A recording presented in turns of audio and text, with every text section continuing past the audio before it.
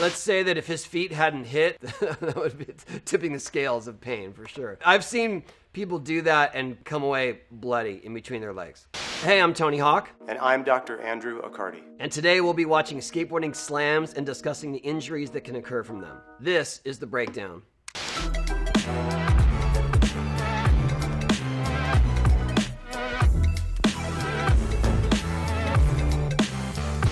Dr. Accardi works at the local hospital in my area and was a former skater, so we knew each other from back then. He's helped me through some of my worst injuries. Well, besides my dislocated fingers recently, I broke my humerus. I still have 2 screws in my elbow, actually. Fractured my pelvis all the way through. Sprained my ankles countless times. My shins have had stitches hundreds, if not more. I've had stitches in these eyebrows both twice. But other than that, I've been relatively lucky with my injuries. That was my very first attempt at a backflip over what we call a launch box, which is a launching ramp and then a landing ramp. That was, I think, around 1994 or maybe 96 in Tulsa, Oklahoma. And I had never tried one before. I didn't know really how to approach it. I realized as I was taking off, I didn't have enough lift to do the full backflip, so I ended up landing on like the side of my head and my neck. And I remember having a very stiff neck for a couple months. I have never fallen like that before, so I don't really know what to call it. And I don't think I've fallen like that since. The neck is really tight, and you have 7 vertebrae with the spinal cord right in the middle. So right where he hit, there's the possibility that you could have a neck fracture and actually cause paralysis. He also broke with his 2 wrists, so you'd be worried about wrists, but with the initial hit to the neck and then rolling down the ramp, the first thing we'd be worried about was paralysis or even a hematoma that would encroach on the spinal cord and cause some kind of lifelong injury. It sounds like you pulled some muscles, the strap muscles in the neck, and maybe got away lucky. Maybe you've got some arthritis in there, and certainly concussion because it looks like you hit the side of your head as well. I'm thankful that Dr. Accardi wasn't there because I would have worried much more having heard that afterwards. The twisting motion that he's doing, it's going to help, but it's not really going to help your neck. That type of injury just looks really scary from a neck standpoint. I think what helped mostly with the fall was the fact that I was going down a bank ramp. If it had still been a flat surface, everything would have collapsed, but it allowed my momentum to keep going down. I don't remember hurting my wrists at all. It was more out of desperation that I put my hands out. I got very lucky in that sense, and the next time I ever tried that trick, I tried it into a foam pit. That allowed me to actually figure it out, which I should have done in the first place, but I didn't have that luxury at the place I was doing it. We call that getting sacked. Basically, that means you're straddling a handrail. I think that he was lucky that his legs were long enough to actually have his feet hit the ground, but it looked like there was still some impact in between his legs. That's probably the biggest reason I don't hit handrails these days. Usually, it doesn't happen like that. Usually, it's when you go to ollie, you don't get as high as you need to, and your foot slips off. So that usually happens in the beginning, not happening after he's already on it. But definitely as he shot out, that gave him more upwards momentum. So it's almost like he was jumping up more. Yeah, you see that his feet lands at the same time. I think that was pretty lucky. If he had been any shorter, it would have been a lot more damaging. But I'd say that's not the most common, maybe the most common for people who are learning handrails and maybe have an inflated view of how high they can ollie. Let's say that if his feet hadn't hit, that would be tipping the scales of pain for sure. I've seen people do that and come away bloody in between their legs. It's so unexpected, you don't really have time to react to try to save yourself from it. Yeah, so that's a classic straddle injury. So, I mean, obviously in a male, you can crush the testicle, you can rupture it. That's a really common injury, and it's often missed and requires surgery. You can actually tear the connection from the bladder to the urethra, rip that apart, and cause an injury that you can lose a lot of blood. Straddle injuries are always scary. Have you seen patients come in from skating and that injury? Oh yeah, for sure. And other hopping fences too. I know which hospital Dr. Accardi works at, and there's some irony that there is a pretty significant handrail right across the street that people skate. When you're doing smaller handrails, chances are that even if you can't do it, you're still going to be past the handrail by the time you're falling. But when you're dealing with something that's more in the 8 to 10 stair range, that's not an option. If your board doesn't get on the rail, you're gonna straddle it. So that would be more advanced for sure. Oh no, That right there looks like he caught his foot, stuck on the rail, and then went straight down. I like how your buddy just zooms in on the injury. You got your chin, dude. I would assume from that injury that would have been worse, because it looks like he hit so hard that it would have just split right open. And with my limited medical knowledge, I know that your chin splits open easily and your eyebrows split open easily because I've done all of them many times. There was nowhere to go when he got his foot stuck on the rail there, and then he tried to catch himself. And yeah, it looks like he hit one wrist and his shoulder maybe. So I feel like in an impossible situation, he got out of it as best he could, but that was a lot of impact. Oh!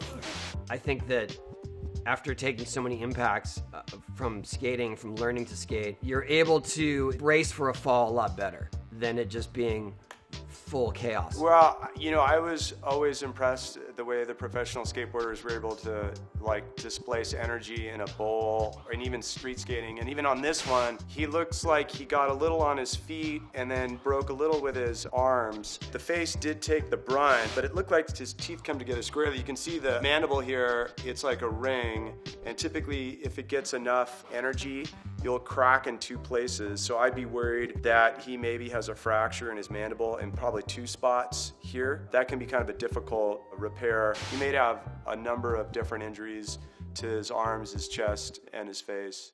I fell in a similar fashion to that from the top of a pool a few months ago, like bouncing off my side, and I know what that's like when your elbow hits right in your rib cage. It made me stiff and kind of unable to sit up for a few days because of the bruise was so deep, and that's also at the same time I dislocated my fingers. So a fall like that is, as soon as you hit, you know that there's a few things wrong and you've got to assess it all. When you involve a big joint like a knee or a hip, the ligaments and the physical therapy that can go along with that can be quite extensive. And some things like an elbow, sometimes those never completely heal. A dislocated elbow, sometimes you may have inability to fully extend, but rule of thumb, a fracture, 6 to 8 weeks. Physical therapy can be ongoing depending on the joint. How common are broken bones in skateboarding?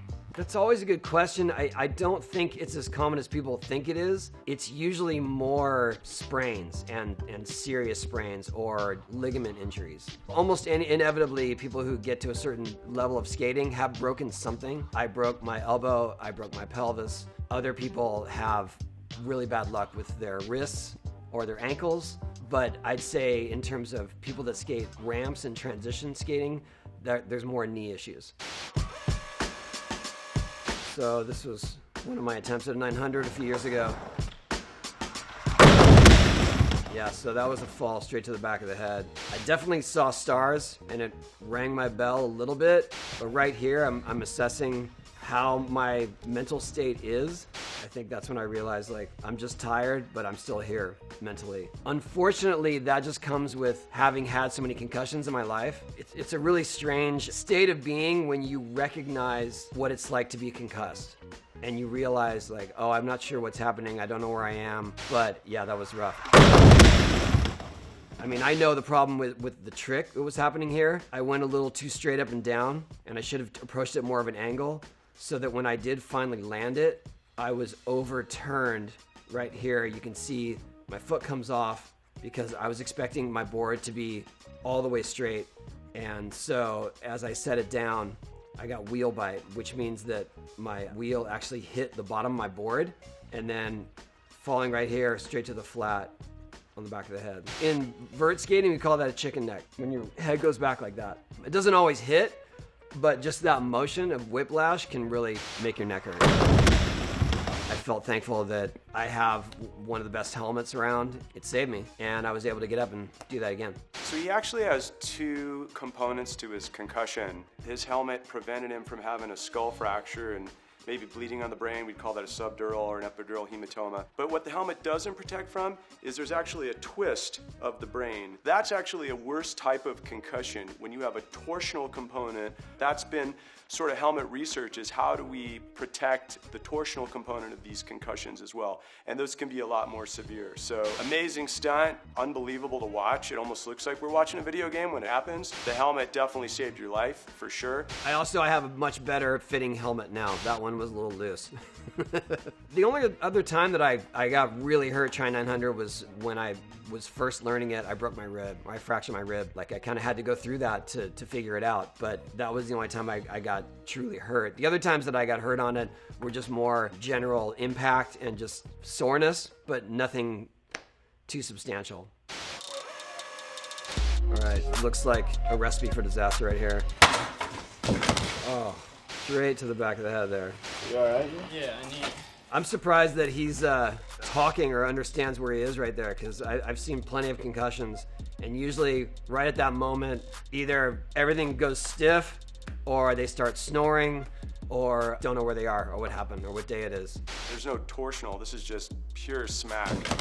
We've all heard the story, you know, should we let him go to sleep, that kind of thing. The reason why you don't want people to go to sleep is because if he did hit his head enough to rip maybe the middle meningeal artery, that could swell, and then they don't wake up in the morning. It's such a blunt impact from such a height, and it looks like he's hitting not only in the back, but on the thinnest part of the skull here, the temporal area where that artery runs. I would be worried about not only a concussion, but actually tearing of an artery and bleeding in there, called an epidural hematoma, and maybe what's going to happen in the next 6 to 8 hours. He was leaning too far forward right as he went. The angle of his board is not matching that bank. It's too far down. And then when he lands, all of his weight's on his front foot, and that makes him fall forward at the worst possible time where this ledge is. So he wasn't able to catch himself on the ledge either. The remedy to that would have been, you see how his back leg is more straight than his front leg? If those were both even, he probably would have made it. There are different levels of concussion, but as far as we're concerned, we want to make sure there's no skull fracture and bleeding first. Then we're going to assume that there's trauma to the nerves and the axons of those nerves, which are basically like the wires. It's a lot less important to differentiate 1, 2, 3 than it is to just be really careful, make sure there's no skull fracture, and then allow for appropriate healing and rehab time and identify that injury. Why don't street skaters wear helmets and padding? That's just kind of how the culture has evolved. Skating was born in empty backyard swimming pools, and then evolved into skate parks, and then skate parks closed and everyone took to the streets, and people were not wearing pads out in the streets, and then as skating evolved, the padding didn't. I feel like we're at a crossroads, especially with the Olympics coming and people skating in parks, but starting to mimic more vert skating tricks that are up in the air. There's a threshold there of, well, you're flying 10, 15 feet in the air. I think that the only way to really survive a fall like that is with pads. There's a lot of sentiment that's more like, well, this isn't hardcore if you're padded up, but you'll be able to skate another day if you are padded up. So it's an ongoing battle. All right, here's the next one. Oh, wow, that looks like some yoga splits right there. So right there, his back foot slipped off upon landing. His back foot stayed in one place. His front foot just kept going, and his legs paid the price. And you could see him bounce right there on his crotch, which doesn't look pleasant. Correct me if I'm wrong, but I feel like people who do more stretching in yoga could maybe handle something like that better. I certainly couldn't. Yeah, no, I mean, the muscle belly, the more that you stretch that, the better you're going to be able to deal with, you know, extremes before you start ripping the tendon. It looks like he's actually kind of ripping his knee kind of sideways. So he may have taken not only a hit to the groin, where you can tear your groin musculature, but actually maybe some of the ligaments around the knee themselves.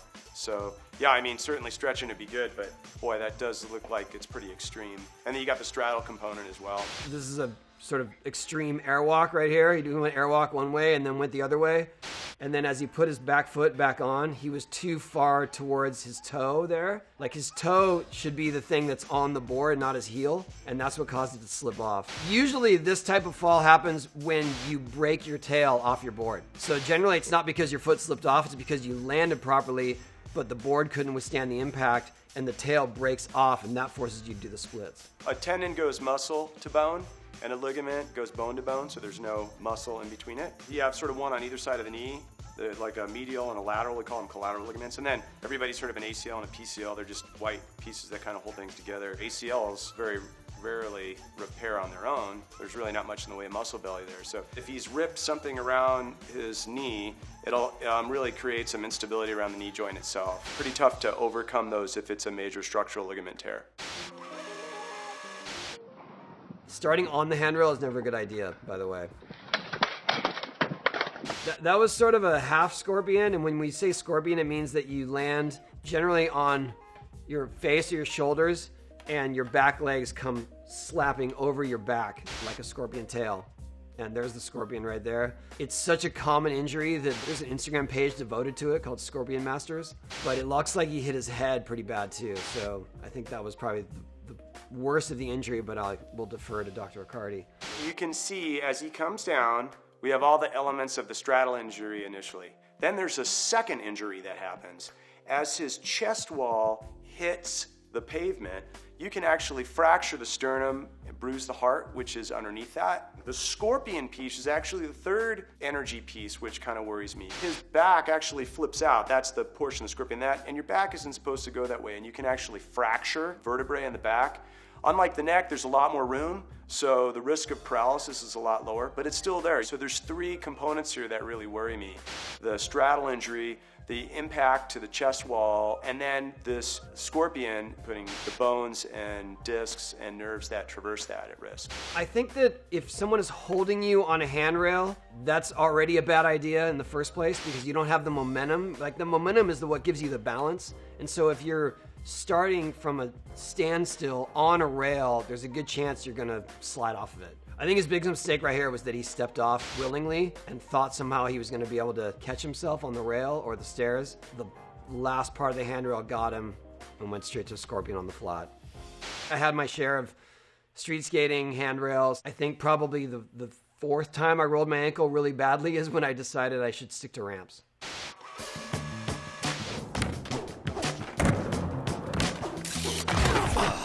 So that looked like, to me, a pretty standard falling forward to your knees. And honestly, that's how I'm used to falling a lot. I know I'm speaking about the character, but in this particular case, it's a sticky surface, so that makes you fall forward. And so if you're a vert skater, you're used to knee sliding, but if the surface is sticky, it'll make your knee pads stop sliding, and then you fall forward. And I've actually busted my chin open doing that. So that's a little bit of what this is, but honestly, that looks like a fall I would have survived. Generally, you're not doing that kind of thing on flat ground, but if you just take one or two steps to lessen the impact to your knees, that's the key. And that's pretty much the art of knee sliding. And so right there, that knee slide position, every day. How often do you go through a pair of shoes? Don't you take the front of your shoes off? You just basically burn through your laces, and it all depends on the surface. If you're skating pools, your laces won't last 3 or 4 knee slides. But if you're skating ramps, because it's more either wood or there's less friction, your laces will last at least a few days.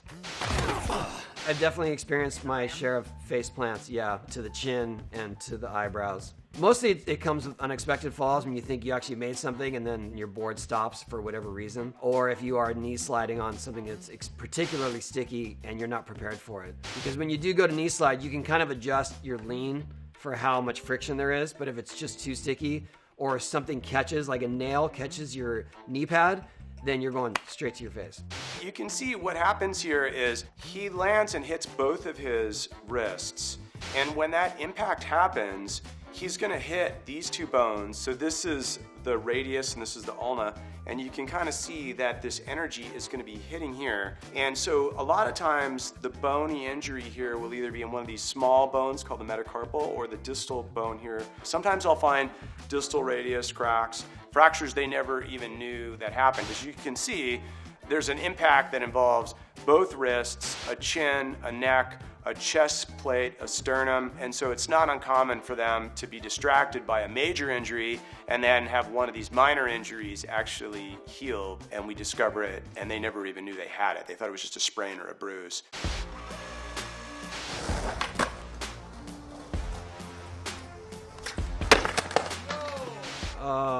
So what happened there was his board didn't quite flip enough and he landed on the side of it, also known as a primo, and that's named after a skater, Primo Desiderio. He was the first one to ever land on his board like that and keep sliding on it purposely. This was not what he was going for at all. He was not trying to land primo. The hardest part about that usually is exactly that landing right there can hurt the arch of your feet really bad, because when you're dropping from something, you're not prepared to land on an edge that's going to hit the bottom of your feet, and then that obviously stopped his momentum and he jumped off. What worries me is not just the fall here, but the ability of the board to spear him, and if he lands on it, to cause extra injury. If he falls on his tibia or his shins, he'll fracture those. But he's got his ankles, and most injuries occur when we roll our ankles, and actually you can rip the ankle so many times that it actually becomes kind of loose. So there's a whole host of injuries around the ankle: Achilles tendon, arch injuries, fractures to the ankles themselves. So the fact that he's landing on a very small surface, there's not a lot of place to dispel that energy except the arch of the foot. And then the host of secondary injuries that can happen if he lands on the edge of the board, and then finally the impact. But I don't think he got too hurt on this. This didn't look like a real crucial injury. Yeah, he got lucky. He displaced some of the energy with a little bit of a slide, and then jumped, and then kind of rolled. As he comes out of this primo, he actually has a fall to an outstretched hand, and we would call that a foosh. And what that means, he's got his hand out and it impacts. And when that happens, a whole host of injuries can happen. You can fracture this bone here called the scaphoid. You can separate the thumb and these ligaments and bones down here. Right here in the wrist, there's so many important nerves. The median nerve, the nerve of carpal tunnel syndrome, there's an ulnar nerve. So the hand does quite a bit, and when you have a foosh injury like that, the opportunity to really cause yourself lifelong disability is paramount. This is the very first loop I ever attempted. It didn't work out in my favor, but I mean, this is kind of technical, but what happened was that loop, it was too wide, so it had this section in the middle of 8 feet that I had to traverse over. If I had been going straight through, it would have stayed on the wall, but because of that, it made me fall here. I hit my hip pretty hard, but I managed to keep going that day, so I feel like I got pretty lucky with that fall. But yeah, that's the worst spot to fall right there because you almost go all the way to the ground. As he comes off the loop, he impacts the lateral aspects here, which includes this area of his femur called the trochanter. Ramp wood will displace a lot of the energy, but if this goes in enough, you can actually snap the hip or the femur. Tony's got a pretty good skeleton on him, but if you were thinner or hit at just the right angle, you can snap the hip. You can break the pelvis. It looks like he's falling at least 8 feet and is allowed to dissipate some of that in a slide, but I think his pelvis and his right hip took the brunt of it, and then he rolls up onto his ribs and his right shoulder. So depending on how much energy gets concentrated in one particular area, he can fracture a hip, a pelvis, rip some of internal organs, or actually even some of the stuff under the rib cage itself. One of my worst injuries was from a different loop. By that time, I had done this, completed it over 40 times my life. That's when I broke my pelvis and I got a concussion. The hardest thing for me after that injury was to regaining my confidence. I had my physical abilities back a few months later, but mentally I just couldn't get there. There were certain things that I used to take for granted that I thought maybe these are too dangerous now, and it took me about a year to sort of come through all of that. The thing that's hard is shifting your approach to skating because it's not a trick. It's actually more of a carve. If you're approaching it like a trick, your instinct is to go up one side and come down the other. And that is not the case. It's like a roller coaster. You're just riding the roller coaster through. If you can hold strong through the whole thing, you'll make it out. But that was my learning curve that day. I want to thank Dr. Condé for all the help he's given me through the last 10, 15 years. It is strange to think that I have a head of ER on speed dial, but that's kind of the life I chose. Skating is all about doing it at your own risk, assessing your abilities. Obviously, injuries can happen at the most unexpected times, but know your limits and try to skate within them and only push them so far. Don't go way beyond your skill levels because that's when things can get really dangerous. Stay safe out there.